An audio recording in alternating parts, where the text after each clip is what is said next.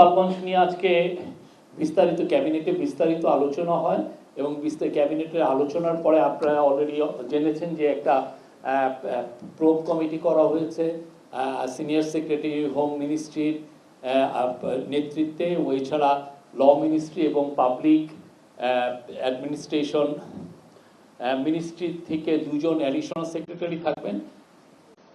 এরা 3 জন 14 দিন তাদেরকে দেওয়া হয়েছে ইনভেস্টিগেট করে তাদের রিপোর্টটা চিফ অ্যাডভাইজারের অফিসে সাবমিট করবেন। তারা পুরো থরলি ইনভেস্টিগেট করবেন ঘটনাটা কেন হলো, এই পুরো ইয়েতে এটা মানে কিভাবে মৃত্যুগুলো হলো সবগুলোই দেখবেন।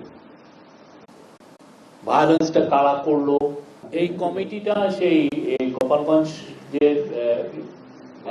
ভায়োলেন্সটা ইনভেস্টিগেট করার জন্য যে কমিটি করা আছে, কমিটি সবগুলো বিষয় দেখবে।